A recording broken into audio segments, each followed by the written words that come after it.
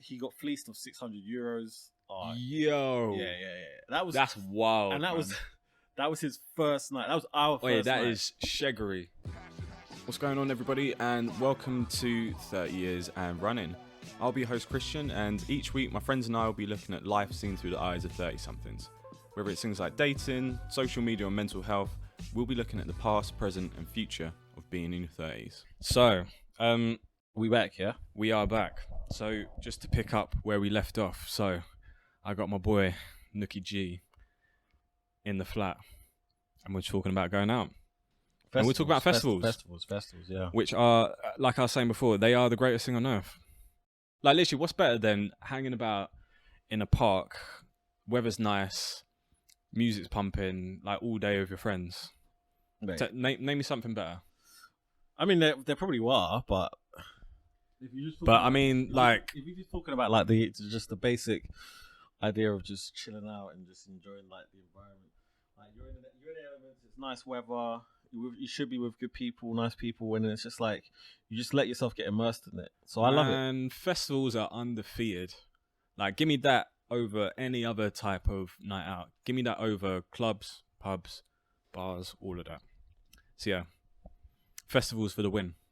We got. What's your favorite festival? So just quickly. So like for years now, like house has been my thing, innit? So like. Yep.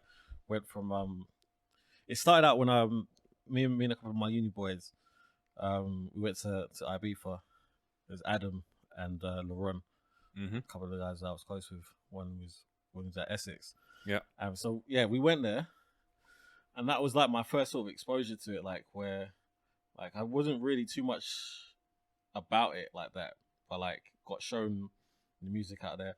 I'm gonna tell a quick story actually, because boy, that trip. And that was my first. Let's hear it. That first experience of Ibiza. Let's hear it. If you ever been to Ibiza, whew, like literally, just quickly as well. Like, I'll let you tell your story, but like Ibiza was the thing that like put me on house music as well. Yeah. Because I remember the first time I went there, I was like, I'm like a hip hop head, like straight up all the way, like even to this day. But I went to Ibiza and I was like, oh, this is gonna be a bit dead. Mate, it's all gonna be like, this. Yeah, because I thought it was all gonna be like, yeah. And I was gonna be like, bruv, I'm not about that. But then, like, I don't know what it is about Ibiza, but it's got this way of like, I don't know, it's got this way of like just kind of like gently coaxing you into like house. Like you start at the hotel where like the music playing around the pool is just like, it's just like that gentle house. It's the girls in bikinis. I think that can help. No, that's you, bro. We're not all dogs like you. But like you have that gentle, like, I call it like, it's like gateway house basically. Yeah. Because it's like really subtle and all that. And then you kind of like graduate to like the harder DC-10. Yeah. That kind of vibe basically. Yeah. You talk about from Ibiza Rocks to DC-10. Not even Ibiza Rocks. I'm talking about from like hard rock / Garby to say Ocean Beach to DC-10. I never went to DC-10, but I went to Amnesia. Sound like a veteran. I sound like I've been there twice, but like I feel like I love Ibiza is my point. Yeah. But yeah, what's your story? But yeah, so like okay, so my first experience, we so me and my two boys, we decided to go out there. We booked the accommodation. Where did you stay in Playa del Bossa or San Antonio? I think it was Playa del Bossa that we stayed in at the time. And we booked. So this is what we did. Like, so we booked the flights separate from the actual accommodation. And so the way that it sounds stressful. The memories, yeah. So the way that it worked out was that we had the accommodation for X amount of days, and then we booked the flights. But the flights that we booked basically meant that we were flying out with an extra day, with one less day. So we didn't have accommodation for the day that we actually flew out.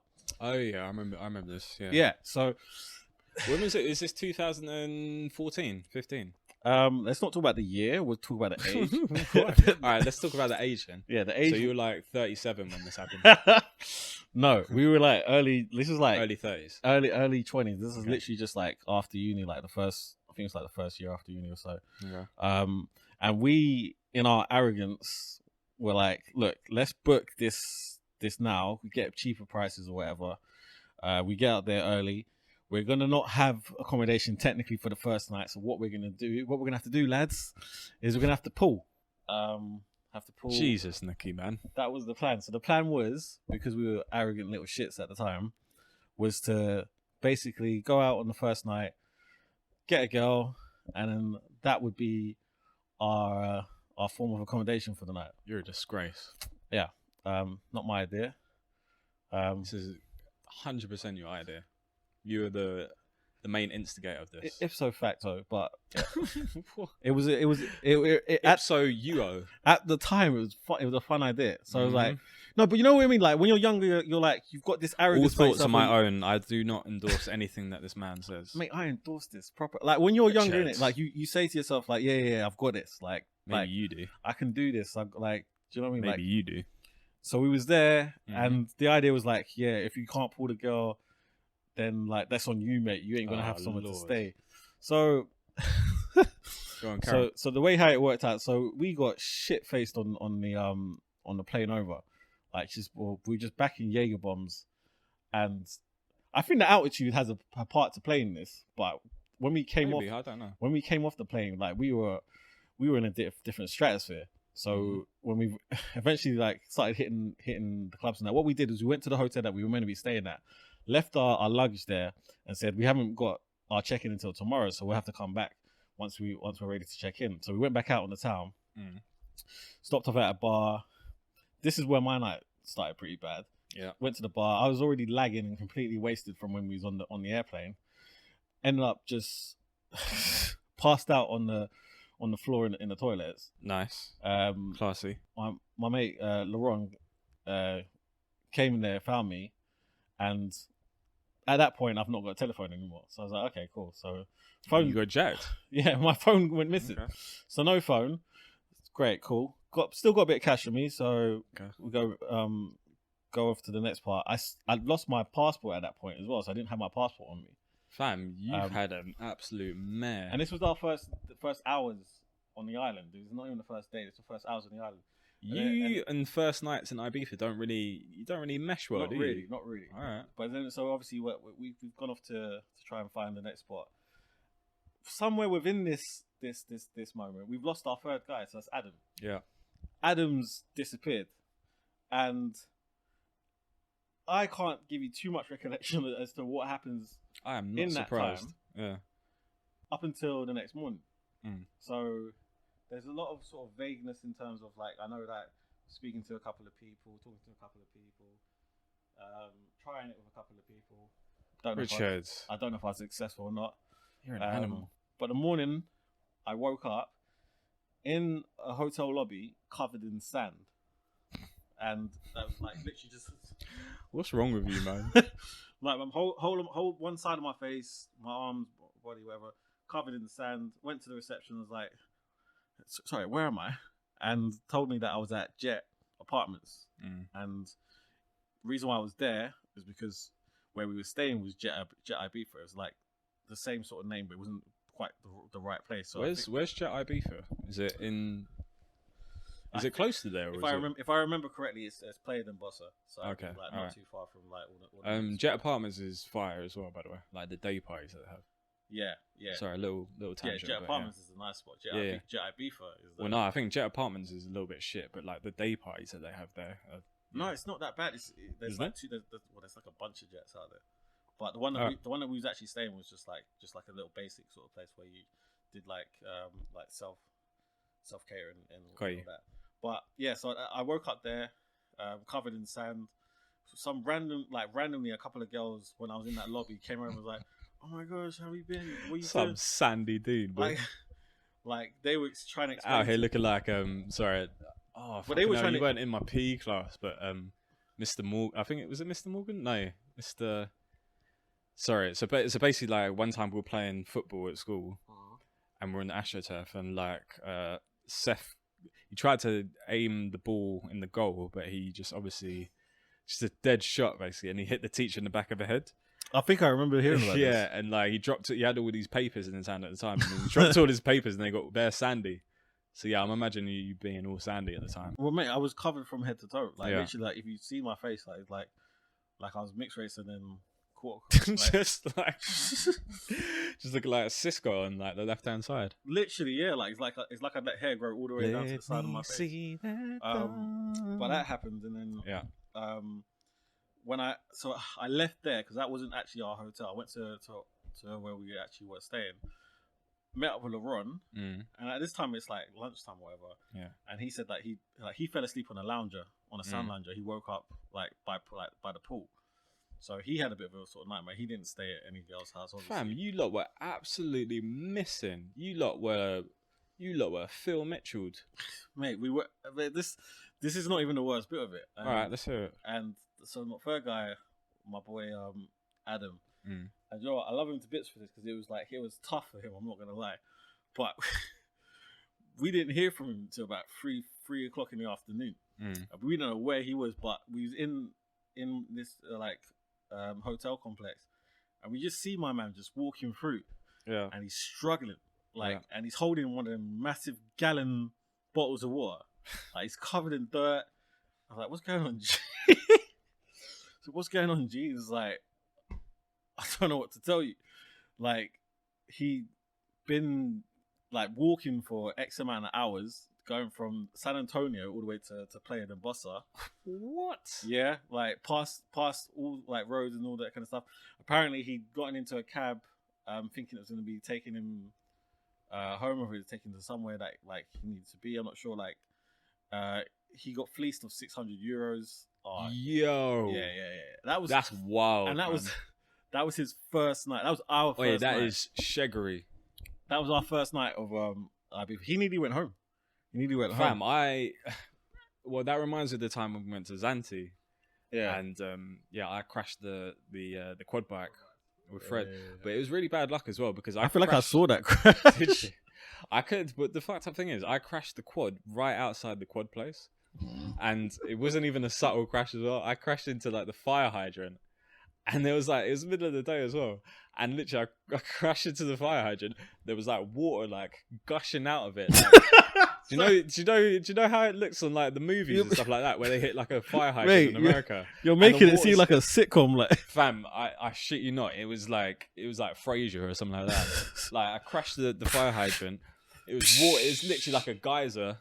And it was coming out the middle of the street, right in front of the place where we rented the quads from. Oh, and then I was down like 200 like euros, something like that. And then Fred always makes me laugh because he talks about this. But like, I just went to my room afterwards and I just put my headphones on, just listening to like bare Eminem.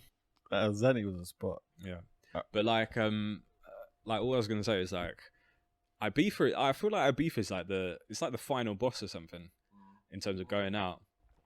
I feel like it might be Vegas. And I know we're yet to go there. Yeah.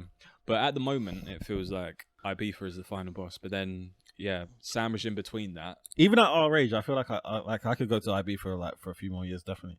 Yeah, because I think the thing about Ibiza is like, you have the best of both worlds. Like, you've got the party side of things. Like, you've got like San Antonio, Playa de Bossa. But then you've also got like Old Town. And like, I remember a guy who I used to work with. He was in his 40s. Like he used to go to Ibiza like once or twice a year with his family because there's a whole other part of the island which is just like mad chill. Mate, do you remember Gino Ibiza? Who? Gino Ibiza. No. I don't know if he still does it. When we was out there, Gino Ibiza was like, he must have, at the time when we was going, he must have been like in his 40s. It's funny, like he's like a businessman. Like he's like, who's he, like a Wayne Lineker type guy? Yeah, sort of, but he's more. Wayne Lineker's about that money. He's about like the business aspect of it. Like Gino was about the music. Right. Like he'd be, if you remember him, like he was there with that Borat one piece leotard, like wearing just like completely random stuff. Like he was wearing his glasses like upside down. Yeah, might remember if I see him, but he doesn't. White guy. He always had like one of those man buns. I hope that he still goes there. Actually, to be fair, because he was real positive, fun guy. So like to me, it's like somewhere like Ibiza, like it's quite accepting of people of different ages. There was one. Do you not remember? There's a video of like one guy that was hella old, like real rubbery. Jet. Yeah.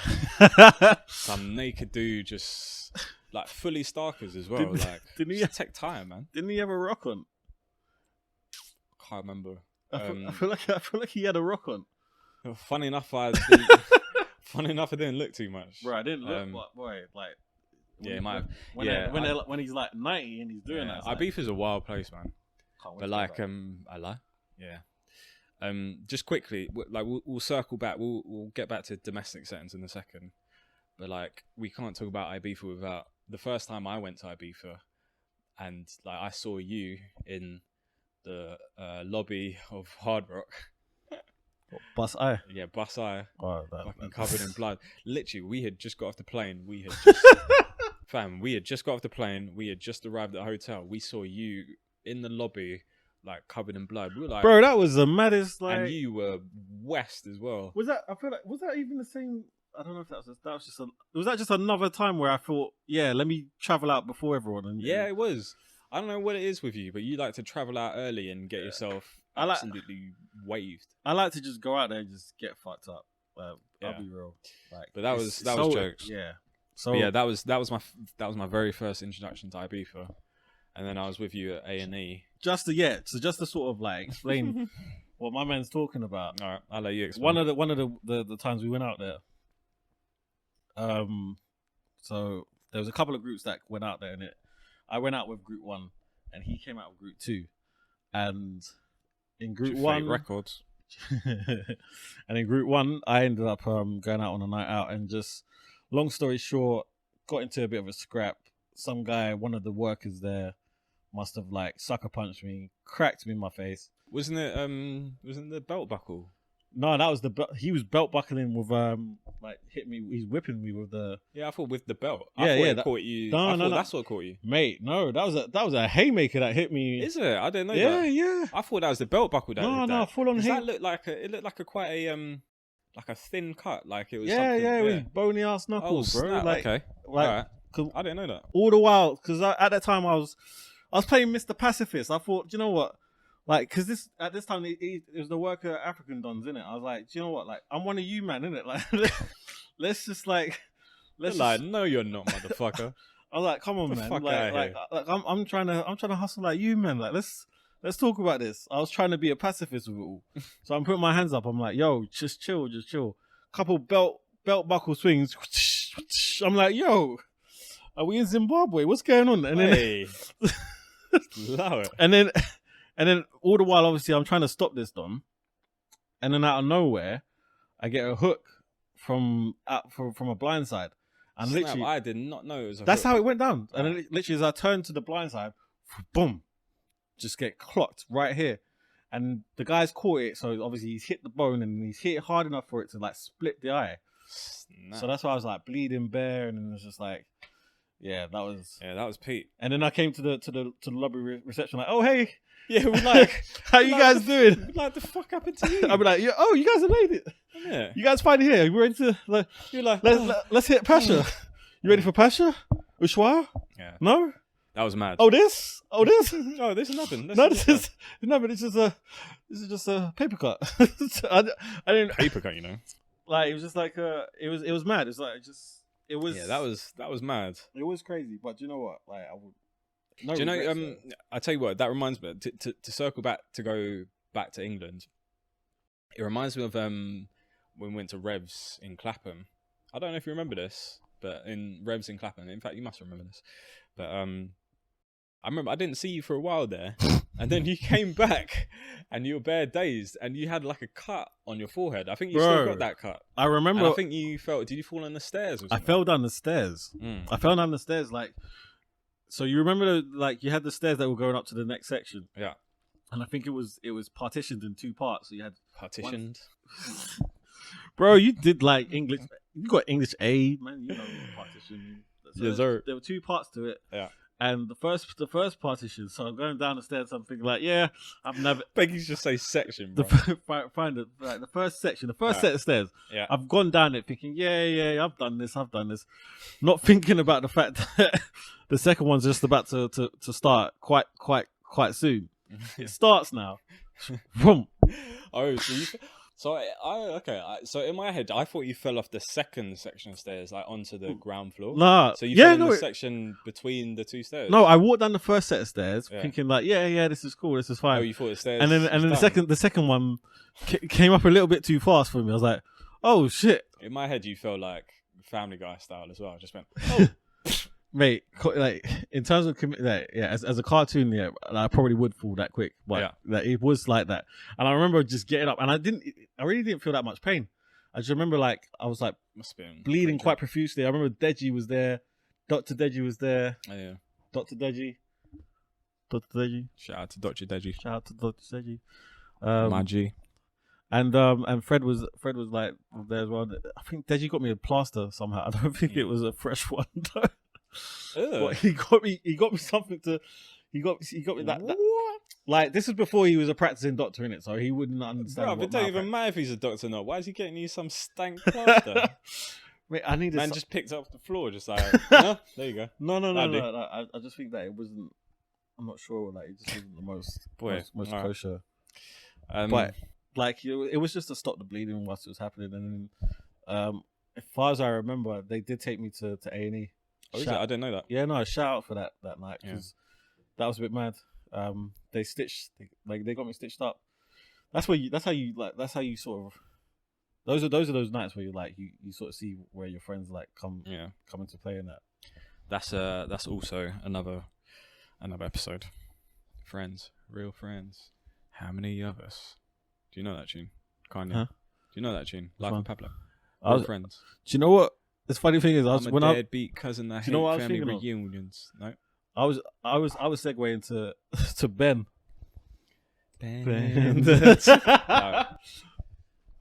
No more. That's a tune as well. I tell you what, we'll wrap this up soon. But the one going out thing that we haven't talked about yet is Bougie Nights. Bougie Nights in London, in Central. So like. I suppose. Do you know what's funny? Before we do go actually onto Bougie Nights, the funny thing is, you asked me what my favorite festival was. Yeah. And I just went into like Ibiza. Let me just quickly say what to be fair, you did name check a couple. Yeah, but let me just quickly say what my favorite festival is. Go for it. Favorite festival outright for me, Elro. 100%. Fire. Elro, always fire. Sound system off the chain every single time. Big crowds. Yeah. The last one I remember, I know that last one had a bunch of random DJs, but the last one that I remember that really, really hit me hard was the one with Idris Elba. Oh my gosh. And that was just like the system just hit you on next levels. Next year, I'm hoping, like praying that COVID does not fuck with my summer because Elro, if it's on, whew. Yeah, Elro is dope. That's me. That is me. So I'll say two things quickly. So Elro, I'm with you. Elro is dope. Elro in Ibiza was fucking nuts. Like we went the second time we went to Ibiza. Mate, we need to do that as well. You see that? You see that message from Wayne Lineker? Oh yeah, I saw that actually. That was quite a joke. Mate, fucking telling us to bring eel out. But the video, I always laugh at this video. Like the video that Ollie posted is basically like I can't remember what club it is. I think it was Space, and it was like pitch black. It was an Elro night, and literally like the beat dropped, and like the lights turned right on, like bright as you like, and then all this fucking confetti like came from the ceiling, and it was like the greatest thing ever. And then you had like people like walking around in like giraffe stilts and all that kind of stuff. Yeah. And basically the video that Ollie's got is like all the confetti falling down, and like one of them falls, and like a piece of it falls in my mouth. Was it? I'm like, I like go, the fuck is that? Cheryl flying in my mouth. Yeah. But, like that Elro was like amazing. The second, this isn't a festival per se, but it's like a house rave. House of Silk. House of Silk. Bro. House of Silk. Shout out! Listen, let me plug this as well, actually, because House of Silk is the shit. Because it is like, it's conducive to raving. Because I thought mine was conducive to racism. I almost said that as well. Sorry, I forgot. There's so many topics that we're doing. That's that's the Pinot Grigio. Do you know what? I'll co-sign it because you've been, and a few of you have been saying to me over and over, like, yeah, House of Silk, you need to do it. And I think like every single time it's been on, I found a way to get out of it. But then obviously you and I went to it. Yeah. And it was, it's good. It's fire. three tunnels. It's in a grimy location. Like the music, I think the music out of all the festivals I've been to, I reckon that's the best music I've heard in terms of house. I stand by that. And just the crowd is like, apart from Elro.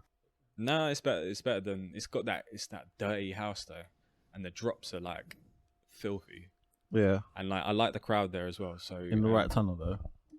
I think like the third tunnel. I think the third tunnel is like the garage tunnel, which is a bit meh. But all the rest of them, There was a drum and bassy tunnel as well though. The first one I think was the best one. Yeah, it depends. I think the first and the second ones are the best. But yeah, House of Silk is my shit. So yeah, as we go from House of Silk, Elro, House, the less classy stuff, to the classier shit, so like Central Nights. So like Central Nights, I suppose, like I don't know about you, but like I've had like a love-hate relationship with Central Nights because I used to love Central Nights. Like you probably remember actually. Like I think I was the one like trying to convince people to go to Central. Mate, I know. I remember going with you and John up to Central. Like we must have been, I think we must have been about 17, but we went at like 7 o'clock in the evening or something like that to try and get into the club. Yeah. I can tell you when you fell out of love with it. Or what? I'll carry on. I'll tell you afterwards. I'm curious. Let's hear it. So you fell out of love with it when we went to Funky Buddha, and they took the piss with like the entry and shit. Oh, was this for like? I think it was like my 21st or something. Yeah. I don't think it was then. That was that was the first sort of taste of it being. That was the first strike. That was strike one where it was like. It might have been. That was where you like these guys can be dickheads. They're so gassed in Central though. They're just like you're quite a calm, collected person. And you were like, yo, these motherfuckers. Like, I am, but like when you piss me off, like it takes a lot to piss me off. But when you piss me off, like I get proper angry. That was one of those nights. I just remember like the bouncers and like the staff were trying to reason you. And he's like, you're like, oh, okay then. Well, I don't remember this as well, but it's just like when. Because it was my birthday. It was like I think it was my 21st. I can't be sure, but it was around about that. Yeah. I had loads. I had a few people there. Like I had people who drove. I remember Deji drove up, and he couldn't get in. Nobody could get in. Like I think only the girls who we went up with could get in. Yeah. And I'm just like, it was embarrassing, man. It's like I had all these people come up. To be told we got locked off for, I can't remember the reason was. Maybe I think we came a little bit late or something like that. But that's the dumbness that you get in Central. Like if 4.5 minutes late or something. Something dumb like that, or like one person wasn't on the guest list. Like that level of sheggery tends to happen. Oh, sheggery, yeah, good word. So that was the start of where.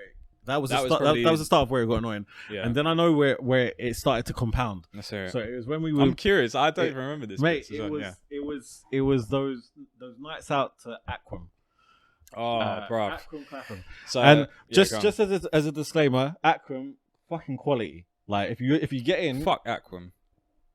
If you get in, fucking amazing. Like music's great, crowd's brilliant. Like that's a big if though as well. Well, when I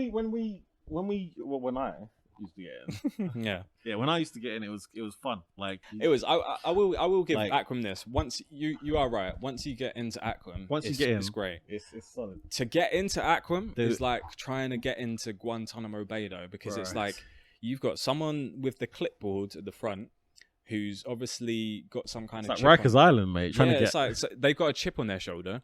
And it's like, it's the usual kind of tropes that you have with Central. It's like, if you're a guy, you have to pay £10 or whatever to get in, £10-15 to get in. You've got to have shoes on, no trainers. You got to be with girls. You got to have the guest list. Here's the wickedest thing about the guest list. Lack of melon as well would probably that as well. Do a bit of help. Here's the thing about the guest list. Their guest list closes at 9 o'clock. What guest list closes at 9 o'clock? The bougiest. Fam, not even Central closes at 9 o'clock. Who turns up to a club at 9 o'clock? That is madness. Yeah. And the thing is, I can hear Chris right now. I can hear Chris in my ear being like, oh yeah, you should get a table. Like you should have the hookup for the person who gets the table, rah, rah, rah. Chris, I don't have a hookup for the table. We're not as privileged as you, my G. So us scrubs, we have to go and get guest lists. Oh yeah, wait. Oh yeah, I'm not a scrub. You are a scrub. If I'm a scrub, you're a scrub. Sometimes I've been a scrub. You're a scrub. So yeah, we don't have the privilege like you do, Chris. So we have to queue up with all the rest of the plebs and all that. But yeah, that you are right. Like my love affair with going into bougier places, Clapham, Aquam specifically, was a big part of that. I did used to enjoy Aquam, but it wasn't like, for me. It was like the crowd was always quite nice. Like it would always be girls that I liked. The music would always be something that was suited to my taste. Yeah. And then when you talk even bougier, we never really went to like the bougie places. So like if you're talking places like District or Cafe de Paris, Nah, fuck District, man. or some racist establishment. bro, they all racist, really. Like, bruv, District is racist. If you look at like, you know, when you look at certain clubs, yeah, if you look at like their trip advisors, it's quite jokes because the reviews always talk about the racism. Yeah, like bruv, the review always say something like, "Oh yeah, me and my 4 girls went, didn't get let in. Ironically, we were all black. I wonder if that's the reason why we didn't get in." Listen, there's 3 clubs that I know for a fact are racist. Like one is District, because like that was like widely reported in the newspaper. I think it's like 2 black girls or something like that didn't get let in because they were black as well. Before you start saying otherwise, I've not. And then I remember Kano talking about it in the song as well. K.A. It's K.A. I don't know this for a fact, Shout but I K. think Studio 338 might be a little bit racist. To be fair, I'm just getting that off Douche. Like Douche told me it was racist, so therefore I trust that. I've never been. I don't really plan on going either. Careful with that one. You might have to. Yo, definitely have to bleep the name of that one. Who, Douche? Yeah, that's. Bruv, Douche don't. do you really think Douche is gonna be like, oh my god, I don't. Mate, I hope 100%. Bruv, Douche don't give a fuck, man. Douche will come on camera and he'll be like, he'll be like, fuck 338. Mate, industry though, isn't it? Like that's part of his. Bruv, do you really think Douche? Yes. Nah, Douche don't give a fuck. Man. He'll be like, on camera. We'll see the camera. He'll be like, fuck 338. Have a word with him afterwards, yeah. I will, 100%. I'll see what, like, 100%. We'll keep the whole section in there, but just be warned. I reckon that we're gonna hear blue, blue, blue. Fam, there's 0 chance that Douche would be like, oh, could you bleep my name, please? Because I'm not quite sure because I do piss with them. No, Douche would be like, nah, fuck 338. So that was the second place, and then the third place is Infernos, which we've had a horrible. Yeah, we don't need to talk about Infernos, but they can kiss my black ass basically. Yeah, they won't. They'll give my black ass a wide berth. Thanks for watching 30 Years of Running. Please subscribe, comment, and share. See you next week. Peace.